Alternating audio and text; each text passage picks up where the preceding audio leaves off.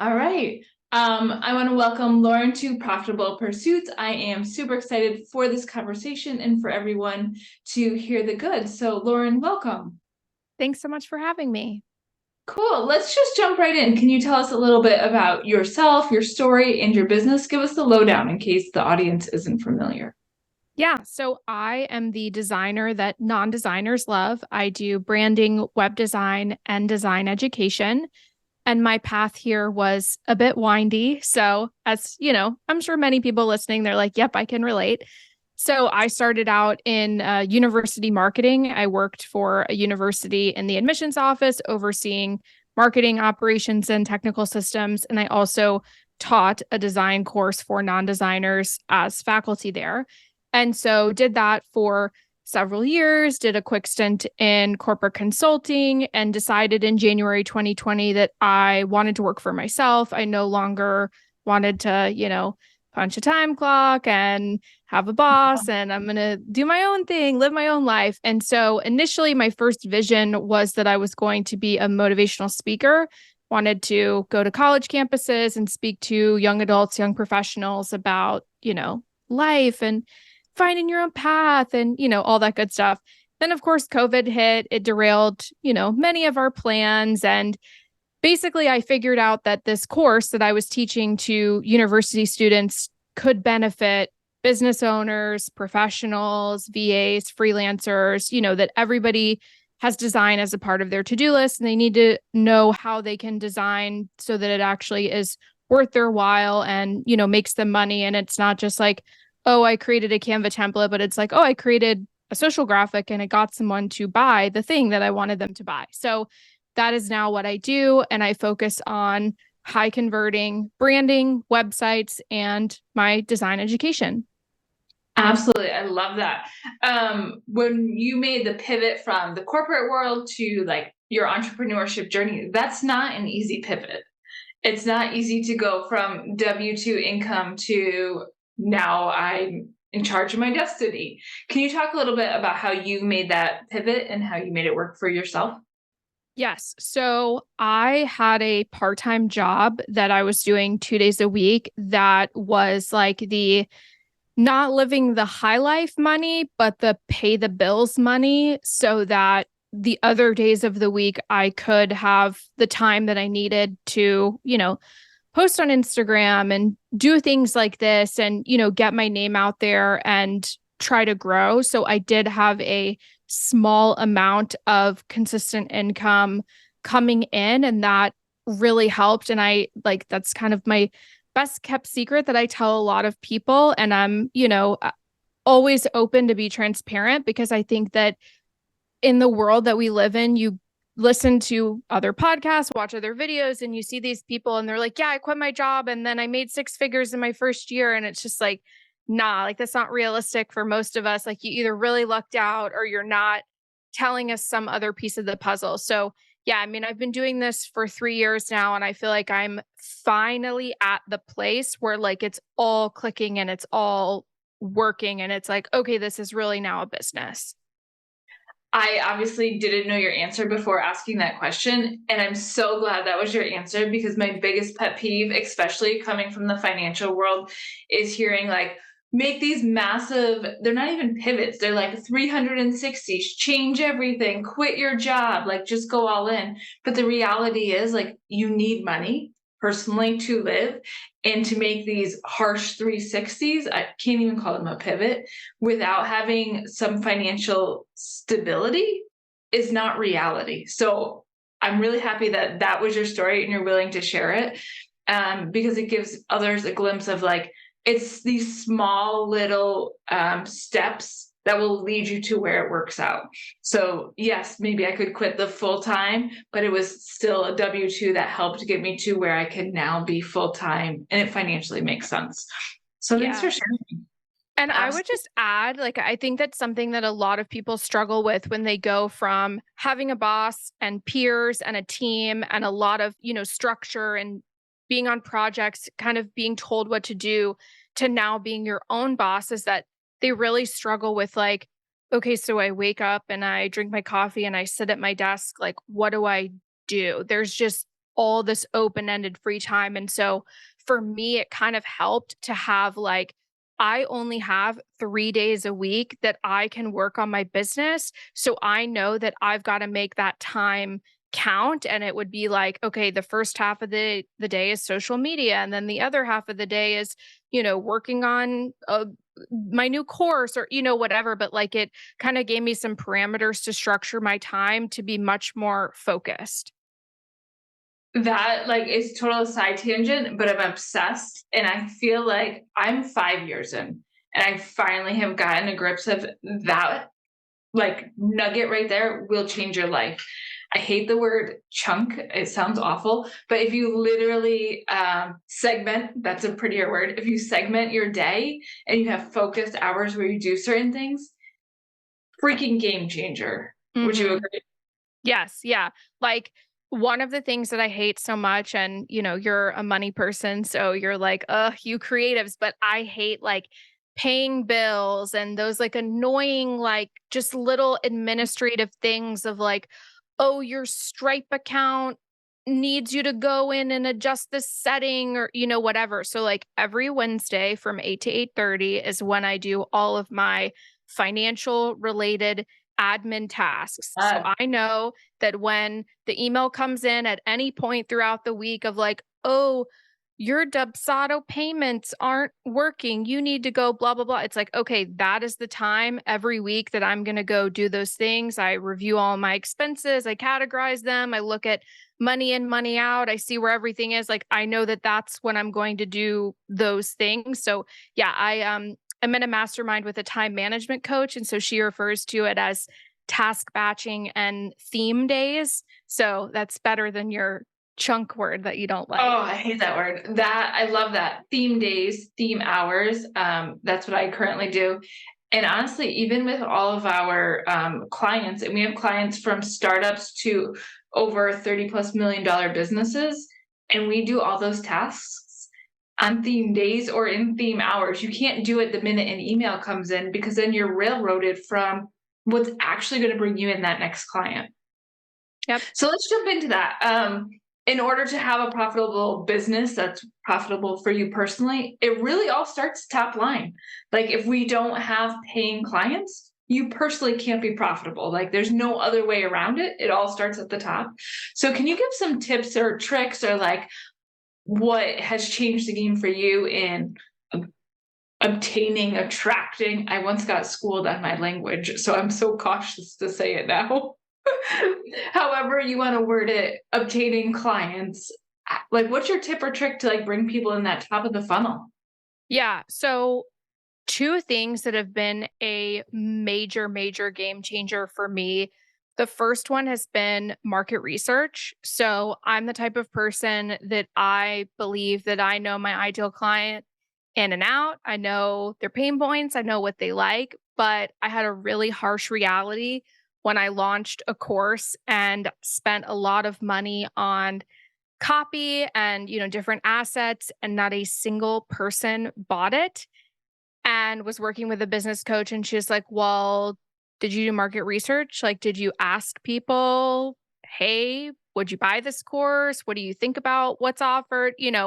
And so now I will never launch a new offer or a new service without doing market research, because it validates that the thing that you're offering people want, that they're willing to pay for. You can actually get them to say in their own words what their pain points are, so that you can then use that language in your messaging when you're talking about the offer. And also for one-on-one service, I've found that it actually books clients kind of on the spot, because they are like, "Oh my gosh, yes, I would pay for that thing. I actually need that right now." And then you could just go ahead and say, okay, well, let me, send you my proposal or whatever. So, market research, really big one. The other one I think is positioning whatever you are selling as a need to have and not a nice to have. And so for me, I used to talk about design in a way that was just like, I assumed that everyone knew what the benefit of good design was.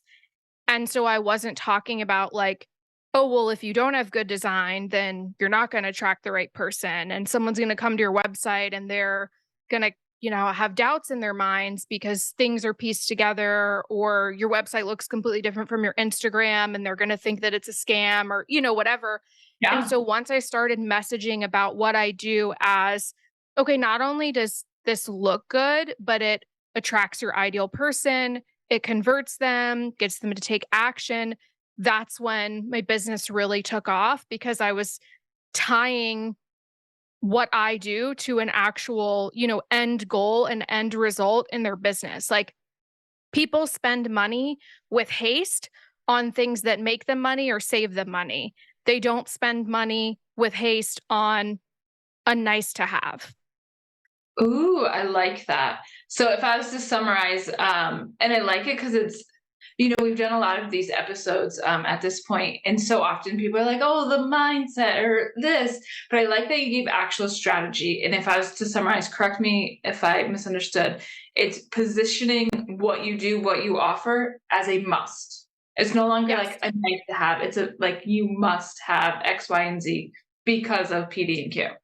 And that it essentially all goes back to money. Like, how does what you do save someone money or make them money? Because, like, people can always get around to spending thousands of dollars on something that's just, oh, yeah, like a better looking website. I can do that in a couple years. But it's like, hey, no, like your current website, when people are going to it, and by the way, y'all have a great website.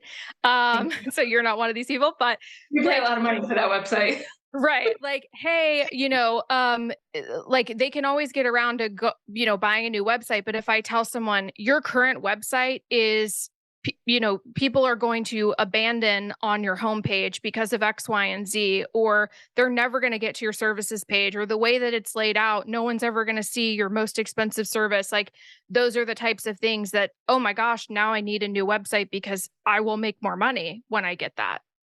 Yeah, and I would love to tie that back into, like, your first tip or trick. Make sure your copy, like, actually talks to not what you think their pain points are, but the way they say it. And sometimes that's, like, humbling yourself, like, as I'm a boring financial person. I wanna come in and just do, like, the finances, the operations, the back end. But when you're willing to, like, humble yourself and talk to someone and see how they word it, um you convert better, for sure. I like that tip. Yeah, and just like when I do market research, I try to tell them as little about what I'm putting together in the beginning of the call. And so in the beginning, I just ask very open-ended questions about how did you create your website and tell me some struggles that you had when you were creating it. What's the most frustrating part about it? Like how tell me how you're booking clients. Like and just truly just listen, listen, listen. And then I say, okay, well, this is actually what I think I'm, putting together. What do you think about that? Would you pay this amount of money if you could get this and this result? I love that. So let's break it down even further. When you bring people in for that market research call or conversation, how do you find the people who are your ideal person who are willing to have that conversation with you? So it's typically someone who I have a general vision of like, okay, this offer is going to be for the more established business owner, or this is for the newer business owner. And then I'll just reach out to people that I've interacted with in some capacity. They were a client of mine, I was a client of theirs, I was on their podcast, we message on Instagram, they always comment on my stuff, like someone that you have a bit of a warm connection with and you just say, "Hey, I'm working on a new offer and I'm trying to do some market research right now. Do you have 30 minutes that I can ask you some questions?" And let's be honest, people love talking as I'm loving this right now. So most people say yes. Oh, cool. I like that. Let's go back to your business. As like your specific business, do you have like a pivotal moment or once you implemented a specific strategy, like things started turning the corner, like things started like the money started to roll in, the clients started to come a little bit more. Is there like can you pinpoint a moment when that like happened? So definitely the messaging, like when I was saying that I, started to position what I do as a need to have and not a nice to have. Like that has been a significant change in people booking with haste as opposed to, yeah, like I'll get to that in a year or 2 years. But, and this is a little bit frustrating to hear when you're starting out, but honestly, it's time. Like you have to spend the time to like try this, evaluate it, what worked, do more of what didn't, try something else in that regard. Like it has taken 2.5 to 3 years to finally get to a place where it's like, okay, all all of the pieces of the puzzle have now come together. I have my DIY offers, I have my done for you offers, and like I couldn't have just snapped my fingers and had it happen from day one. Like it takes time to get there. Sure. Absolutely. I also like to say, like, time also giving you the ability to evaluate what's working and not working, right? If you just constantly change the minute something's not working, you haven't given yourself the ability to evaluate why. Or if you change too much at once, like for instance, if you change your messaging plus your offers plus this plus that, you can't pinpoint where things needed to pivot. Yeah. I would also say that for me, two things that have been incredibly valuable. One, I'm in a peer led mastermind. So, not a paid group, but five of us internet friends found each other and formed our own mastermind. And we do a retreat once a year, we do a Zoom call once a month, and we have a Voxer group chat that we're in constantly. And that has been so incredibly invaluable to just be able to rely on those people who are in the same space because prior to meeting them, I would just like sit at my desk during the day and should I do this thing? I have no idea. Like I had no one to talk to. None of my friends who had, corporate jobs could understand. Like I would, hey, can I call you and talk to you for 20 minutes? And I would spend 18 of those minutes just explaining, okay, so there's like this thing and it's called a sales page and this is what you need to have as a part of it. And so like I'm trying to brainstorm this one section. I need your input. Like it's very isolating when you don't have peers that you can rely on and collaborate with. So that has been incredibly invaluable for me. And then also therapy. Like coming from the corporate world, I had a lot of emotional baggage from bosses who pushed me and made me believe that if I wasn't at my desk until 8 o'clock at night, that I was worthless and that I needed to keep going and keep going. And the reality is, when you work for yourself, you're very efficient and you don't necessarily have to sit at your desk for 8 hours a day to get everything done that you need to get done. And like once you get your work done, if you hit a wall, like it's okay to stop. And I think like I had a lot of negative self-talk about like trying to build this business and it's 2 o'clock and I don't feel like I can, go anymore because my brain hurts, but like I gotta keep going because if I don't, I'm worthless. So I've definitely had the opportunity to work on myself a ton and just how I talk to myself. Appreciate that. Appreciate you sharing that. Let's jump into the internet friends one because that is something that personally has been the best unexpected gift of entrepreneurship. Being in the online world is the opportunity to connect. There's all these like sayings and taglines like your network is your net worth, and it is so dang true. It's so powerful who you spend your time with. So I would love, and like another thing I love about the internet is it gives you an opportunity to like encourage and almost like dream bigger because you see what other people are like dreaming, doing, and achieving. So if you're cool with it, I actually had it written down as one of my questions. What is like your next big goal? Like, what is the thing you're working on? Like, what is like the dream? So for me, I'll talk like big picture. So I am more motivated by like freedom and time as opposed to money. Like, yes, there is a certain amount of money that I want to make in order to, live comfortably and travel when I want to travel, but it's not this astronomical amount. Like to me, what is more important is my time and my flexibility and the ability to say, yes, I can go on that trip with my friends, or I can not work this afternoon to go do the thing that I want to do. So I think it's just like my goal for the next year is like a consistent pipeline and just consistently feeling like the business is coming in and I'm being booked up and I'm, attaining those revenue goals.